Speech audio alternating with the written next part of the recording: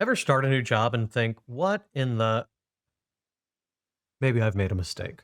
You walk in, no one's expecting you. Your desk isn't set up, and your training is just a pile of paperwork, and here's your login. Good luck. If this happened to you, you're not alone. In fact, around 30% of companies still onboard with a piece of paper or 500 and very little actual plan. If that's happening at your company, well, we need to talk. Welcome back to the Don't HR Alone podcast. I'm Rami Alijil, CEO of People Processes, and today we're diving into how to build an onboarding experience that doesn't make your new hires immediately regret their decision to come work for you. Why does this matter? Companies with great onboarding see 82% higher employee retention and 70% higher productivity in the first 12 months. Meanwhile, a bad onboarding experience sends 1 in 5 employees running for the exit, sometimes before their first paycheck. By the end of this episode, you'll learn the biggest onboarding mistakes most companies make, the 4-phase onboarding plan that actually works, and how to use technology and automation to streamline the process. So if you want to stop turning new hires into flight risks, let's get into it. All right, let's clear something up first. Onboarding is not the same as orientation. This is a vocabulary issue I hear. Orientation is one and done. A crash course in policies, paperwork, and where the bathroom is. It's important, sure, but onboarding is the real game changer. Orientation is necessary, but this is not what that's about. Onboarding is about integration, culture, decision making, and productivity, and it doesn't just happen in a day. Research shows that the best onboarding programs last at least 90 days, and many last as long as a full year. Think about it. When someone joins your company, they don't need to know just where to sit. They need to understand what success looks like in their role, what behaviors are going to drive their success, and what sort of decisions they need to make in order to be to align with your company's needs. They need to know who to turn to when they need help. Should they escalate to their manager? Is this a place you talk to your coworkers first? Do you skip your manager and go straight to some sort of knowledge consultant or HR? How things actually work beyond the employee handbook. And when companies get this right, employees stay longer, are more engaged, and make better decisions. So, instead of throwing everything at new hires in a single day, let's think of onboarding in 4 stages. Phase 1 is pre-onboarding, before day 1. This is really important. No one is ever going to be more excited to work for you than they are on the day they accept your offer letter. Okay? The week, 2 weeks between offer letter and start are really useful. You can't make them work during that time, but make sure to get them all the information that they need to hit the ground running on day 1. Send a welcome email with everything they need to know. Make sure their workspace, logins, and tools are ready to go. Have a buddy or mentor who will guide them through their first few weeks. Reach out before they start just to welcome them. You can even do lots of other items to give them access to things that you'd normally cover on first day. You'll still cover, but they can read before they start. Facebook calls this the 45-minute rule because new hires can start contributing within an hour of arriving. That's how much they preload their information prior to start. It's so smooth. Think about pre-onboarding. Then do it first day. In first day, you got to cover the basics, introductions, paperwork, policies, right? But you need to give them a structured agenda so they aren't left wondering, what do I do next? And what do I do now? And how does this work? Share the company's mission, culture, and values, and have introductions, lunches, hangouts to make them feel part of the team. Get them working quickly, though. You need to involve them immediately.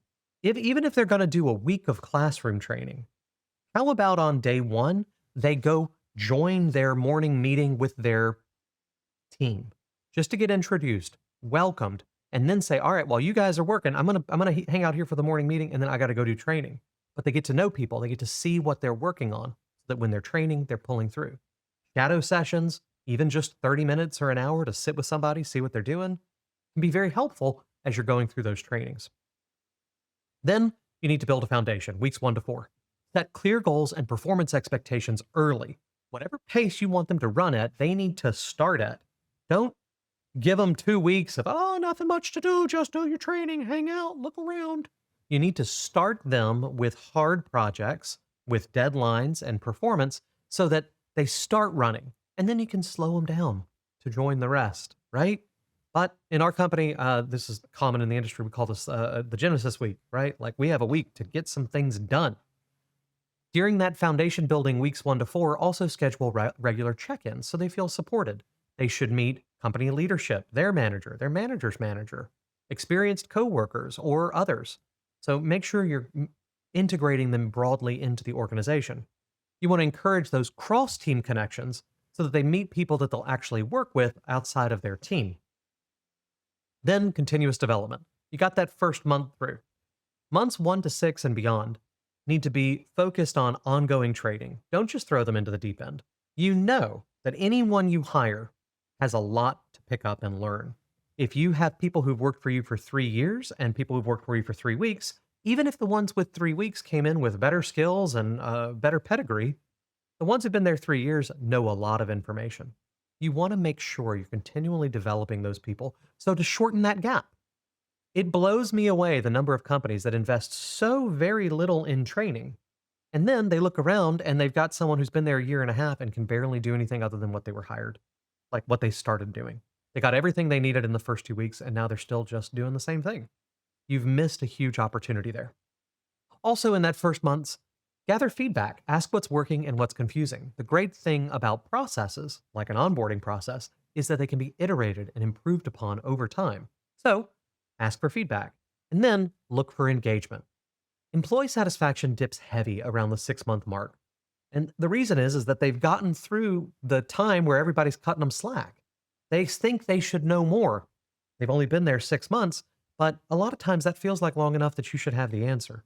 Coworkers start having higher expectations, and the employee themselves does as well. So be aware of that 6 month engagement dip and make sure you're bringing them into the fold for long term vision, values, and goal setting. Some of the biggest mistakes. 1, treating onboarding like a checklist. Here's your laptop, here's the handbook, any questions? Instead, making it an ongoing process, not a 1 day event. 2, information overload. Nobody wants to sit through 8 hours of PowerPoint slides. Break training into bite sized, interactive sessions interspersed with either shadowing or real work. 3, no clear expectations. If employees don't know what success looks like, they will flounder. So set specific performance goals, especially for the first few days, first week, first 4 weeks. As they get to know your company, they can set their own goals. But in the beginning, you got to push them and make sure they know where to go. Give them a track to run on and they will fly. 4, fourth mistake is forgetting about culture. People don't just join for the job, they join for the environment. Connect them with mentors, teams, and company traditions. Tell them stories that illustrate your core values, your unique position in the market, and illustrate their future journey. People learn best through stories, not just statements, okay? So when you're thinking about your onboarding, make sure to introduce them to the stories that make up your company culture. There's gonna be some that float around for years. Have control over them. Mistake number 5, no follow-up after week 1. I see it all the time. I got it all done in a week. Great, now they're at work. Schedule 30, 60, 90-day check-ins at a minimum to ensure they're thriving, that you're there for them. Let's take a step away. You also need to make sure your technology and processes are in place. They're not just important for delivering your product or service, they're important for delivering your people processes. You have to create repeatable, iterative processes that can be tweaked over time in order to improve and scale your people. Technology helps with a lot of that. If you do it on paper and a lot of one-on-one human time, that's good, but it's very difficult to iterate on. It's very difficult to know what happened. You should always humanize the exception, no doubt, but automate the vast majority so that you can improve on it step by step, get feedback, and make a tweak. Use HR platforms that centralize all that paperwork and training so that you're not chasing around signatures, and create interactive learning modules instead of long, boring books that they need to read so that they can learn in 5-minute or 15-minute or 30-minute bite-sized chunks. Have a digital new hire hub. That's what we do in our company and for our clients with everything they need to get started that they get access to as soon as they accept the offer letter. Got all the information. It's one place. It's really good. Investing in better onboarding tech means fewer overwhelmed employees and a repeatable process that can be improved over time for your company. Highly recommend. So, here's what you need to do right now. Look at your current onboarding program. What's working and what's not. The goal of onboarding is to take an enthusiastic new hire and turn them into a trusted, competent professional in your organization who would make the same decisions you would even without instruction. Look at your onboarding. Does it accomplish that? Does it even have a chance of accomplishing that? The answer is no. Time to work. Create a structured 90-day onboarding plan. Make sure it covers more than just orientation and think about accomplishing that goal. Leverage your technology, automate where possible, and make training as engaging as you can. And check in with new hires consistently. Don't let them feel abandoned after week one.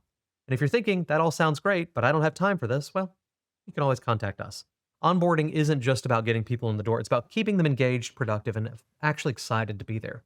Your onboarding process needs a major glow up, grab our free onboarding checklist below, or if you want an HR team that's just going to handle this all for you, book a free 30-minute strategy call with me. You're a business owner in the US or executive with 10 or more employees. We can, in that 30 minutes, cover a lot of this and build an onboarding system that doesn't just check the boxes, but actually works. If you're interested, of course, that's what we do for our clients all over the US. Don't forget to hit subscribe on this if you'd like some more HR insights. And if you got a question, drop it in the comments. I read every single one and reply. Now go out there, fix your onboarding, stop making new hires regret their life choices, and have a great day. Get your work done, and I'll see you soon.